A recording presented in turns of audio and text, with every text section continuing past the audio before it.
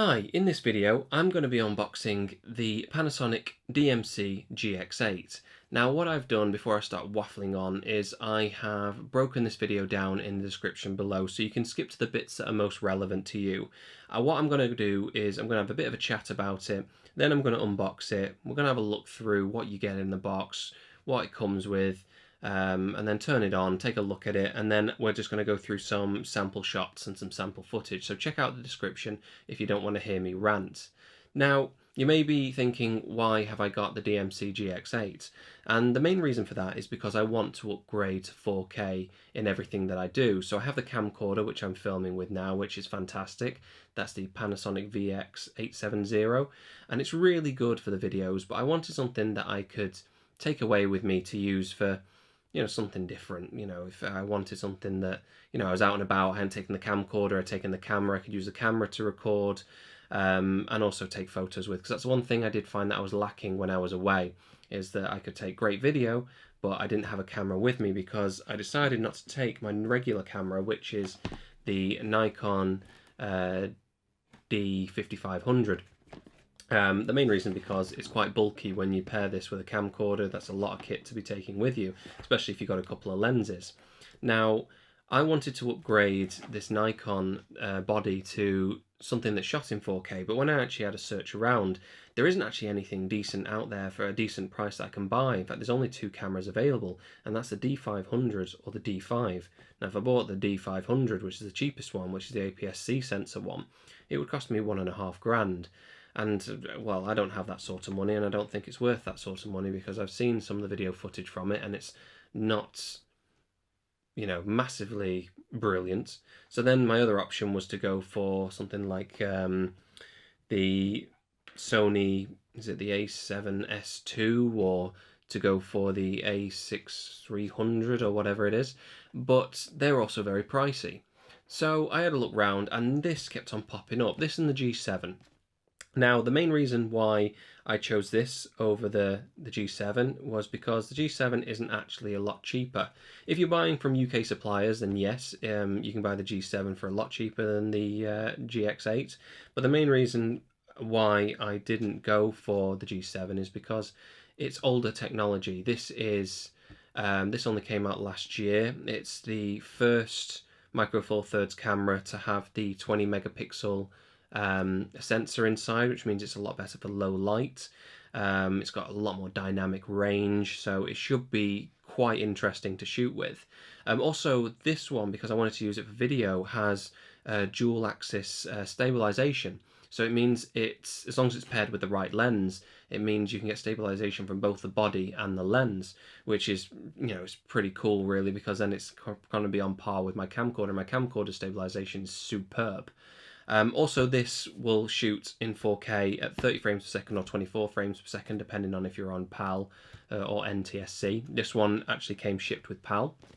But overall, the package that you're getting was better than what the others. For value for money, what you got with it and the features that came with it. And we'll go through some of them when I unbox it. The main reason why I didn't actually buy it in the UK was because of price. If you buy this in the UK from Amazon, currently it's listed at a penny short of £1,000 with the kit lens. So that's, 999.99. I bought this for $530 from a website called E-Inifity.com. Now, I've seen them knocking about on Facebook, and what they are is they're a Hong Kong supplier that then ships it to the UK. And they're called grey market imports, and people do have an issue with them because they won't come with the UK warranty, but they come with their own warranty. You send it to someone in the UK, so as far as I'm concerned, it's just as good. And actually, I was saving, £469 in the process. And also, the main reason for me buying from them, from E-Inifity, is because they actually ship the international model. And the international model doesn't have the recording limitation. So if you're not aware, if you're in the EU, you probably noticed that your camera is only limited to 29 minutes and 59 seconds recording time. And that is actually because of an import fee. The EU class anything that can record over 29 minutes as a camcorder. which means it's subjected to something that I've read a few online, between 5 and 12% import duty. So you find a lot of the camera manufacturers put a limitation on. One of the few that Panasonic offer is the GH4. The GH4 is one that doesn't have that limitation, but the GH4 is still expensive no matter where you buy it from. Hence why that wasn't in the equation. Plus, the GH4 is 2 years old, and I imagine they're going to do an update for it this year. So I went ahead and got that. Now, just to confirm, on the side of the box, I've covered up my serial numbers and things, but I do have a PAL version. I did have to go for the black version because you can't get the silver one anywhere at the moment. It's really hard to come by if you want it with the kit lens. And I definitely want it with the kit lens because essentially if you buy it without the kit lens, you only save about £10–20. So I thought, well, it was worth having the kit lens. Even if I don't use it, it's still a handy little lens to have until I get other lenses. But this is how it comes. Now this comes with the newest firmware installed, the version 2, so if you do decide to YouTube, you'll see some older videos where the menus and the features weren't as good. The firmware version 2 is a lot better, but this is how it comes. Now the great thing about E-Inifity was that they actually sent me a picture of how the box was going to come before it got to me, which I thought was quite nice. I'll leave a link to that in the description on the website. But they packaged it up, they send a picture of how it's packaged, how it's going to come to you, and actually it came really quickly. So I ordered this on the 20th of June, and it arrived with the courier on the 25th, but it didn't reach the courier in time, so it had to wait until the weekend, and it came today, which is the Monday. So not bad really from order from Hong Kong to the UK, past customs or however it works, in 7 days. So this is how it is. Let's go ahead and take a look at what's inside. So I haven't opened this yet, so this will be done on the fly. So on the front, it shows you your accessories. Those are the extra things you can get. It offers, one thing I do quite like about it is it does offer a removable eye cup. Now it doesn't come with a flash, so some people will be gasping now, saying, why are you getting a camera without a flash? And the main reason is because flashes are crap that come built into cameras. I never use it on my Nikon. I wouldn't suggest you do. I suggest that if you are, and this is one tip for anyone who just uses the automatic mode, if you use the automatic mode, put it to that one. That's the one you want. No flash, because actually let the camera compensate and you'll get a much better photo than a washed out photo with a flash. So this is what comes in the box. So these are some manuals, quick start guides. What else we got here? About how to upgrade the firmware. Move them to the side. And this is your box contents. This is what it's telling you that you've got in here.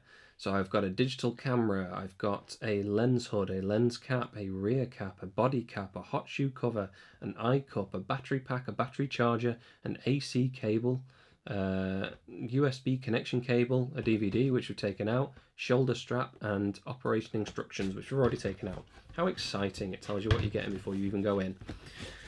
So what have we got? We have one leather strap made in China. Then we have one lens cup.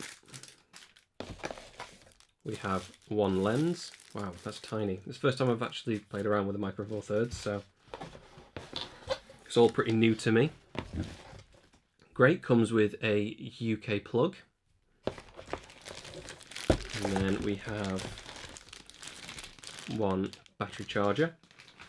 Now, it's a difference of opinion this, but actually I really hate it when you have an external charger. Some people love it, I hate it. I like to be able to charge the camera on the fly. We have one USB type cable. I'm not too sure what that type is. It's not a micro. I've seen it before, but I don't actually know what it's called. And then we have one battery. Now you can get third-party cheap ones of these on eBay, but that is what you're getting. You're getting a 7.2 volt, 1200 milliamps, 8.7 watt-hour battery. Okay, is that it in there? That's everything in there.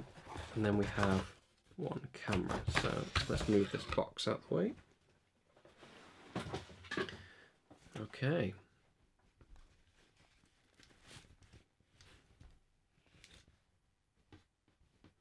And this is the camera. So it's quite bulky. It's got quite a nice weight to it, actually. But still, at the same time, it's lighter than, I don't know, actually, is it lighter than my, yeah, it's lighter than my DSLR.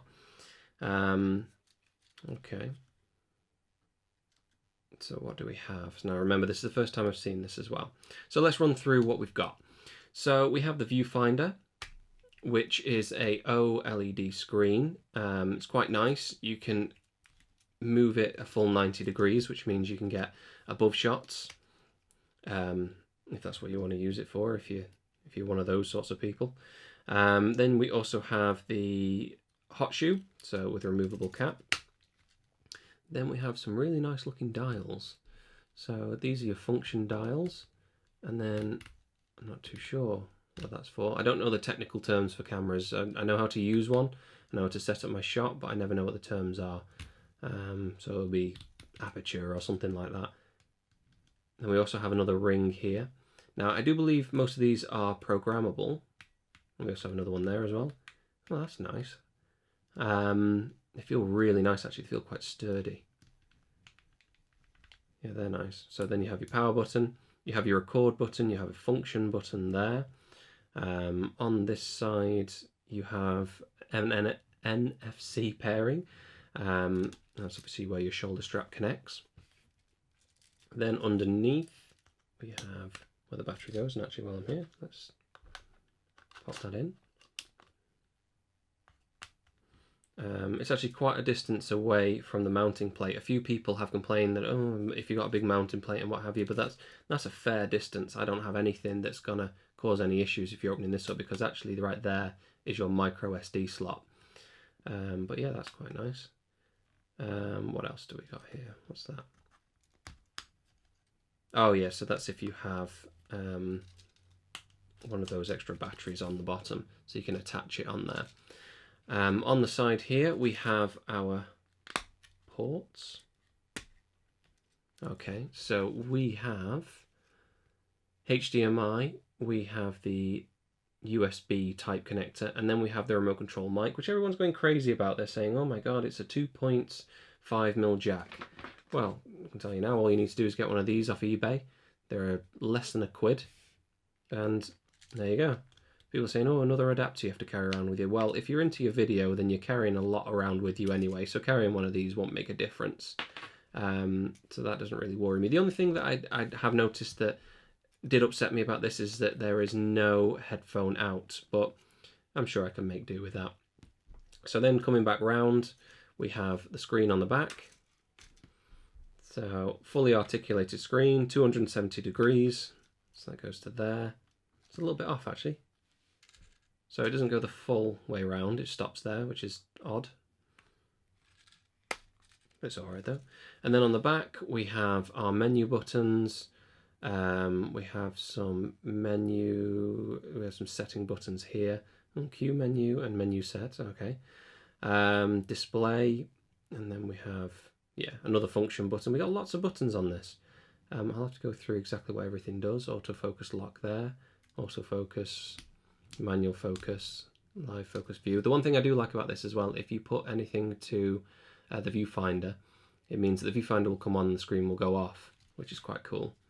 And then on the front we have our lens release, and then we have another function button. So pretty good actually. It's got a lot of stuff on it. So let's take a look how it compares next to a DSLR. So this is the Nikon, as I said before, the Nikon D5500. Not much in it, to be honest, if you look at size-wise. This is a lot flatter, but I'd say, yeah, that's it, yep. So it's wider. Well, you can tell from there, it's a little bit wider. But it is lighter. It does look a lot cooler, actually. I quite like the retro sort of look. So let's put on the lens. Oh, there's one lens cap that's come off. So the lenses are tiny. So if I compare that to the 50mm, That is a lot smaller. So if I can get that's there. That is a lot smaller when you compare the two. Can't see it too much on the angle of the camera, but that is a lot smaller. So let's attach it. There's that exciting sensor that everyone's raving about.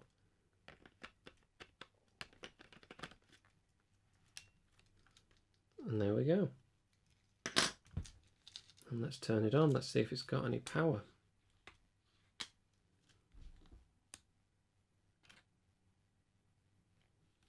Set the language.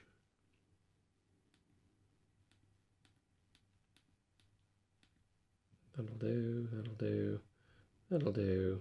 We'll do that and I'll set it all up later. So here we have it. Here's our menu. So the great thing about this screen is it's really clear. It's a touch screen as well, so I can choose my focus points. Gives me all the menus I need, so sorry, the information that I need. It's telling me that it's running on the dual stabilization. What we're running on now, we're running at MP4, 50 frames a second, so we're running full HD at 50 frames a second because I am running PAL, so PAL will be 50 frames per second. But there is another video on YouTube which I'll link to where you can actually switch this to NTSC to get 60 frames per second. And if I push up there, then you've got the viewfinder, which is quite cool, and then take that away, then it goes back to there. So it's quite quick, it's not instantaneous, but it's not too bad. So what I'm going to do now is I'm going to leave it here because there's not really much I can do because I've not really used the camera. I'm going to leave at the end of the video some sample shots and some sample footage just so you can take a look. But hopefully this was a nice overview of what you get when you buy the camera from E-Inifity and when you get one of these. So if it was useful to you, then please leave me a like on this video. It really makes a difference. If you've got any questions, anything you want to run through, the more I use it, the more I'll learn, and I should be able to answer what you want me to. So leave that in the comments section below. And if you want to see some more photos and some more sample footage, I will leave that on the website as well at northernblogger.com. So until next time, thank you.